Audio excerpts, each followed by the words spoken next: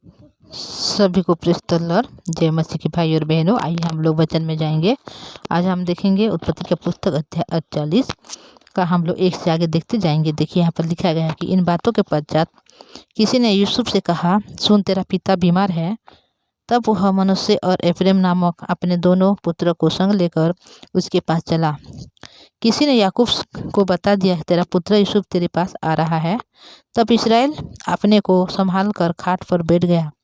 और याकूब ने यूसुफ से कहा, सर्वशक्तिमान ईश्वर ने कनान देश से लूज नगर के पास तुझे दर्शन देकर आशीष दी और कहा, सुन मैं तुझे फलवंत करके बढ़ाऊंगा और तुझे राज्य राज्य की मंडली का मूल बनाऊंगा और तेरे पश्चात तेरे वंश को यह देश दूंगा, जिससे कि वह सदा तक उनकी नीच भूमि बनी रहे।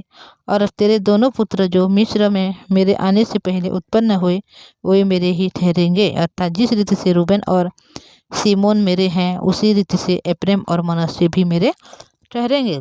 तब देखिए भाई और बहनों, इस जगह में जब हम देखते हैं कि क्या हो गया कि यूसुफ ने अपने हर एक परिवार को अपने पास बुलवा लिया और उन लोग वहाँ पर रहकर बहुत ज़्यादा मतलब खुशी आनंद के साथ उन लोग रहने लगे। और जो उनको मतलब भयंकर अकाल हुआ था, उस भयंकर से अकाल से उन लोग क्या हो गए, बच गए।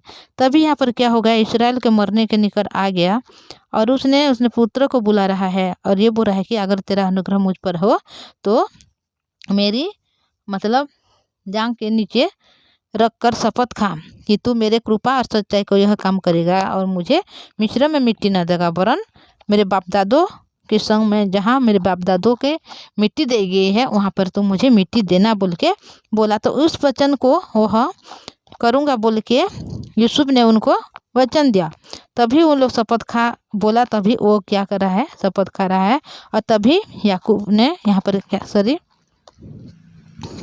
इस्राएल भाई याकूब ने यहाँ पर अपने खाट के सिरहाने के पर सिर झुकाकर प्रार्थना कर रहे हैं। इन दोनों के पश्चात क्या हो गया, उसको कोई ने बोल रहा है कि तेरा पिता बीमार है यूसुफ को। तब यूसुफ ने अपने बेटे दो मनश्शे और एफ्रेम जो उनका दो बेटा है उसको लेकर उनके पास में आ गया।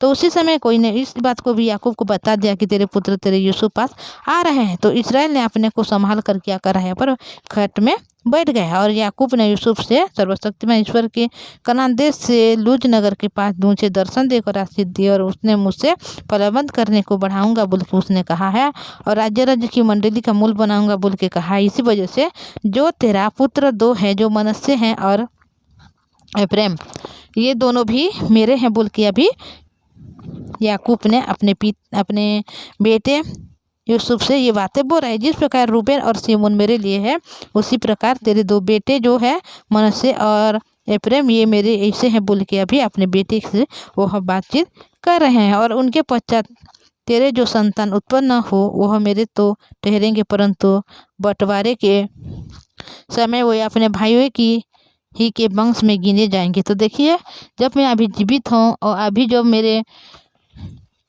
जो बच्चे लोग हैं उन दोनों ने, जो मेरे बड़ा बेटा सिमोन और यहाँ पर लिखा गया सिमोन और रूबेन के समान है, पर अभी से जब बाद में जब तेरा जितना भी बच्चे होंगे वह मेरे जो गिने नहीं जाएंगे बोल के, जो बंटवारा होगा उस समय उन लोग अपने अपने वंश को गिने नहीं जाएंगे बल्कि अपने भाइयों के वंश से गिने जाएंगे।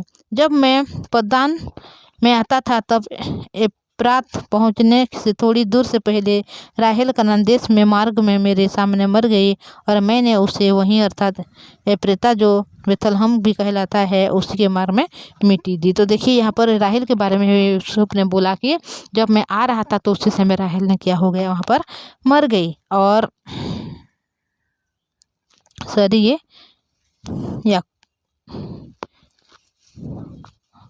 याकूब ये बोल रहा है कि मर गई बोल के, और मैं वहाँ पर उसको मिट्टी दी।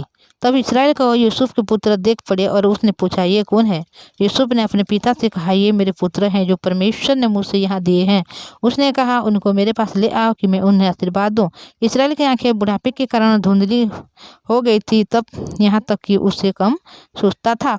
तो देखिए यहाँ पर यूसुफ ने अपने बेटे को, दोनों बेटे को अपने पिता के पास लेकर आए ताकि अपने पिता उसको क्या कर सकें, आशीर्वाद दे सकें।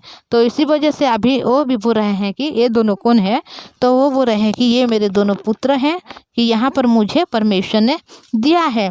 तो वह उनके पिता ने बोला कि उनको मेरे पास आने दे, क्योंकि मैं उससे आशीर्वाद देना चाहता हूँ। और उसकी आंखें भी ज़्यादा धुंधली हो गई थी और उसको ना सूझता था। तब यूसुफ उन्हें उनके पास ले गया और उसने उन्हें चूम कर गले लगा लिया।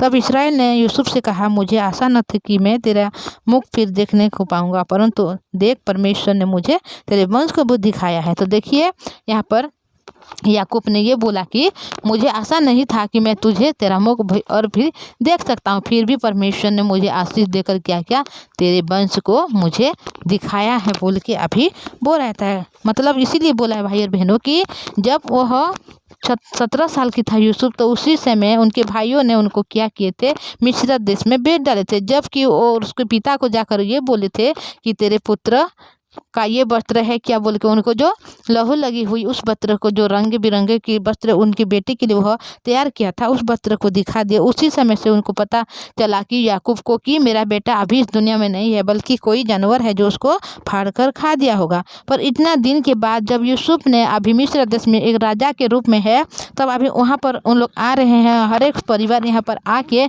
खुशी और शांति के साथ अपने जीवन को व्यतीत कर रहे हैं। तो उसी समय जब याकूब का मतलब बुढ़ापे हो गया, तो उसी समय याकूब ने इस प्रकार बोला है कि मैंने तुझे कभी देखने के लिए आशा नहीं की थी, पर परमेश्वर ने क्या किया है, मुझे तेरे वंश को भी दिखाया है बोल के यूसुफ को अभी उनके पापा इसहाक ने बोला है, याकूब ने बोला है।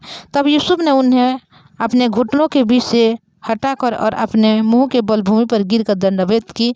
तब यूसुफ ने उन दोनों को लेकर, अर्थात एप्रैम अपने दाहिने हाथ से कि वह इस्राएल के बाएं हाथ पड़े, और मनश्शे को अपने बाएं हाथ से कि वह इस्राएल के दाहिने हाथ पड़े। तो देखिए यहाँ पर यूसुफ ने अपने बेटे को उनके हाथों में दे रहा है, और जो मनुष्य है उसको बाएं हाथ से दे रहे हैं कि वह उसके दाहिने हाथ में पड़े बोल के, और उन्हें उसके पास ले गया। तब इस्राएल ने अपना दाहिने हाथ बढ़ाकर एप्रैम के सिर पर जो छोटा था, और अपना बाएं हाथ बढ़ाकर मनश्शे के सिर पर रखा, जो जानबूझकर ऐसा किया नहीं, जो जेठा मनश्शे ही था। तो देखिए यहाँ पर जो याकूब है वहाँ पर क्या कर रहा है, अपने जो नातियों को अभी आशीर्वाद दे रहा है। तो उल्टा हो गया, जिस प्रकार यूसुफ ने सोचा था उसी प्रकार ना होकर उल्टा उसका हो गया। फिर उसने यूसुफ की आशीर्वाद देकर कहा, परमेश्वर जिससे सम्मुख तेरे बाप दादे अब्राहम और इसहाक चले, वही परमेश्वर मेरे जन्म से लेकर आज के दिन तक मेरा चरवाहा बना है, और वही दूत मुझे सारी बुराई से छुड़ाता आया है। वह उन लड़कियों की आशीष दे और ये मेरे और मेरे बाप दादो अब्राहम और इसहाक के कहलाए, और पृथ्वी में बहुत ऐसे बढ़े। तो देखिए यहाँ पर उनकी जो दोनों नाती है, उन नातियों को आशीष दे रहा है, और इस प्रकार बोल रहा है कि जिस प्रकार मेरे बाप दादों ने बढ़ाया, बाप दादों के द्वारा जिस प्रकार परमेश्वर ने आशीष दी, उसी प्रकार तेरे बेटे को भी परमेश्वर आशीष देंगे, और क्या करेंगे, इसहाक के कहलाएंगे, और पृथ्वी में बहुत ऐसे उन लोग क्या करेंगे, बढ़ेंगे बोल के अभी उनके जो पापा है अभी यूसुफ को बोल रहा है। तो आगे हम लोग हर एक बात को देखेंगे भाई और बहनों, फिर क्या हुआ यूसुफ के जीवन में। अभी जब याकूब के अंतिम दिन वो आ गया है तो क्या करेगा, तो हर एक बात को हम धीरे धीरे करके देखेंगे। तो मैं इतना बोलूँगी, और मैं आपको एक रिक्वेस्ट करना चाहूँगी, अगर आप इस चैनल में नहीं है तो चैनल को सब्सक्राइब कीजिए, लाइक और शेयर कीजिएगा। आइए हम लोग प्रार्थना करेंगे। तो धन्यवाद पवित्र परमेश्वर पिताजी, आपकी दया करुणा के लिए आपने संभाला, अनुग्रह आशीष को दिया प्रभु, सुंदर समय को दिया। आज जो हम देखते हैं आपके जिस वचन में पिता, इसराइल के हर एक लोगों को आपने पिता यूसुफ के द्वारा बचाया, और उनके जो भयंकर अकाल के दिनों में भी उनकी सहायता की, मदद की, इसलिए धन्यवाद। हमारे भाई बहन के जीवन में इस प्रकार जो समस्या है पिता, हर एक समस्या को दूर कीजिए, अनुग्रह आशीष दीजिए। उनके घर परिवार हर एक सदस्य को आप संभाल कर रखना, उनके हर एक समस्या को दूर करना प्रभु जी। उनके परिवार, उनके बाल बच्चे हर एक को आपने संभाला है, अनुग्रह आशीष दिया, आपने इनको चुना है। आपके पवित्र नाम को धन्यवाद करते हैं, प्रार्थना यीशु के नाम से मांगते हैं, आमीन। Praise the Lord. Thank you.